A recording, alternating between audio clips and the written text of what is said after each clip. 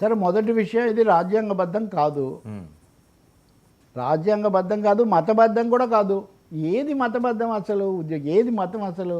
శ్రీకృష్ణ పరమాత్ముడు అంతటి వాడు భగవద్గీతలో సర్వధర్మాన్ని పరిత్యజ్యం మామేకం శరణం రజ, నా మీద పెట్టు, అన్ని ధర్మాలు వదిలేసేయి అన్నాడు.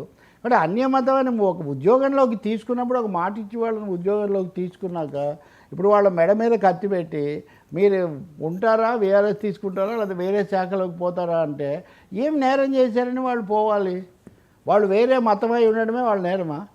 ఇప్పుడు పలానా XYZ పలానా ఆయన తప్పు చేశాడు, పలానా ఆయన తప్పు చేస్తూ దొరికాడు, పలానా దాంట్లో ఆయన పేరు ఉందని చెప్పండి, చర్య తీసుకోండి, ఓకే. కేవలం ఒక వ్యక్తి ఒక మతానికి సంబంధించిన వాడు కాబట్టి ఉద్యోగంలో కుదరదు అంటే ఆయన ఎవరిని గర్భగుడిలోకి పంపించమంటలేదు, లేకపోతే ఆయనతో పూజలు చేయించమంటలేదు. మామూలుగా నేను మొన్న కూడా మీకు ఉదాహరణ, ఒక తోటమాలి ఉన్నాడు, ఒక తోటమాలి అన్య మతస్థుడు కాబట్టి ఎందుకు తొలగించాలి? ఎవరు నీళ్లు పోసినా మొక్కలు పెరుగుతాయి.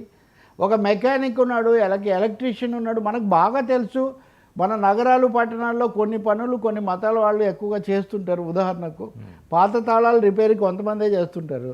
వాడు ఆ మతస్థుడు కాబట్టి నేను చేయించుకోవడానికి ఎవరు అనరు. ఎందుకు ఈ మాటలు పెట్టుకున్నారో దీన్ని ఎందుకు? మొన్న మనం తొక్కిసలాట జరిగినా, అంతకుముందు లడ్డు జరిగినా, ఇవి మతాన్ని బట్టి చేశారని ఎవరు చెప్పాల. ఆ పార్టీ, ఆ నాయకత్వం వాళ్ళు అవినీతికి పాల్పడ్డారు, లేకపోతే వాళ్ళ పొరపాట్లు ఇది చెప్పారు. ఎందుకు దీన్ని చేస్తున్నారో తెలీదు. ఉద్యోగ సంఘాలు దీన్ని పూర్తిగా వ్యతిరేకిస్తున్నాయి. భారత రాజ్యాంగం 25వ అధికరణం మతాలకు అతీతంగా ఉండొచ్చు అని చెప్తూ ఉంది. మరి అలా అయితే ఇప్పుడు కబీర్ లాంటి భక్తుడు, రామభక్తుడు, రామచరితమానస్ వీటన్నిటికీ, ఆ తులసిదాసు కూడా ఇదైన వాడు, మరి అలాంటి వాళ్ళని అనౌన్స్ చేయమా? ఉదాహరణకు నేను నా ప్రశ్న మిమ్మల్ని కూడా వేయండి. మామూలుగా ఆలోచిస్తే ఒక కబీరో లేకపోతే ఇంకొక రహీమో నేను రాముని పూజిస్తాను గుళ్ళోకి వచ్చి కూర్చొని అని అన్నాడు అనుకోండి, ఎవరేమో దేవుణ్ణి పూజించడానికి నిజానికి ఎవరు అక్కర్లేదు కదా, ఎవరి అనుమతి. భక్తుల మనోభావాలు ఎవరు సార్? ఏ భక్తులు ఇంతవరకు ఎక్కడ భక్తులు, ఏ భక్తులు బీజేపీ మనోభావాలు దెబ్బతిన్నాయి, RSSవి తిన్నాయి, లేదా సనాతన ధర్మం తిన్నాయి అంటే వేరే విషయం.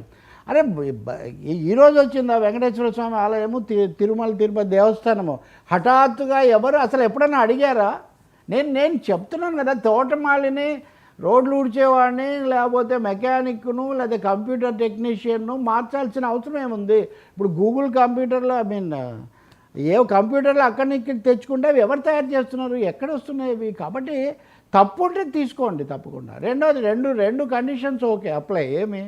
ఒకటి తప్పు ఉంటే చేయాలి, రెండు ఖచ్చితంగా మత సంబంధమైన క్రతువుల్లో వాళ్ళకి భాగం కల్పించకూడదు. కానీ తప్పులు జరిగేవన్నీ అన్య మతస్థుల వాళ్ళే జరుగుతున్నాయని ఆరోపించడానికి ఆధారం ఏం లేదు. అది ఒక మతం వాళ్ళని ఇంకో మతం వాళ్ళు సందేహించుకోవడం, భిన్న మతాలు ఉన్న ఈ దేశానికి అది శ్రేయస్కరం కాదు అసలు. అందుకని దీన్ని ఎందుకు పట్టుకున్నారో మిగతా విషయాలు వదిలేసి లడ్డు ఎక్కడికి పోయిందో, ఉరిమురిమి పెనం మీద, ఈ సామెత నేను రోజు చెప్తున్నా. మీరు లడ్డూకి ఎవరు కారణం అన్నది ఇప్పటికీ అదేమీ తేల్చట్లేదు, లేకపోతే ఆ కాంట్రాక్టర్లు వాళ్ళ సంగతి చెప్పడం లేదు. తొక్కిసలాట సిట్ ఏమైందో, న్యాయ విచారణ ఏమైందో మనకు తెలీదు. వీళ్ళు ఏం తప్పు చేస్తే ఏ విచారణలో వీళ్ళు దోషులుగా తేలారు? వీళ్ళ దోషం ఏంటి?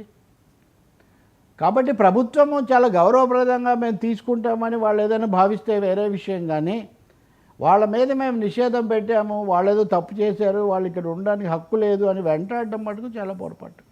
ఇది అనవసరమైన ఒక మనస్పర్ధలు లేదా పరస్పర సంబంధాలు దెబ్బతింటానికి దారితీస్తుంది. ఇక నేను ప్రతిసారి చెప్పక్కర్లేదు, బీబీ నాంచారిని సహచరిగా స్వీకరించిన వెంకటేశ్వర స్వామి దేవస్థానంలో జరగాల్సిన పని అయితే కాదు ఇది. ఎస్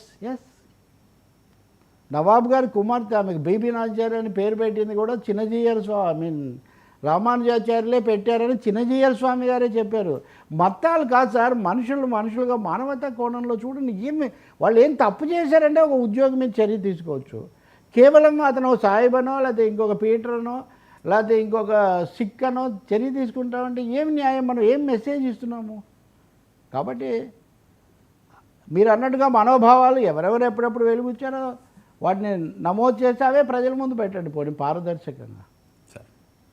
ఇంకోటి, మన మతస్థులైతే ఏమీ చేయరు, మరో మతస్థులైతే చేస్తారు అని ఏ మతస్థులు అనుకున్నది పొరపాటు. మతానికి, మంచితనానికి, మానవత్వానికి ఏం సంబంధం లేదు. కావాలంటే ఎన్నో సినిమాలు ఉన్నాయి, ఎన్నో కథలు ఉన్నాయి, మనం చూడొచ్చు. Sir America సుంకాలపై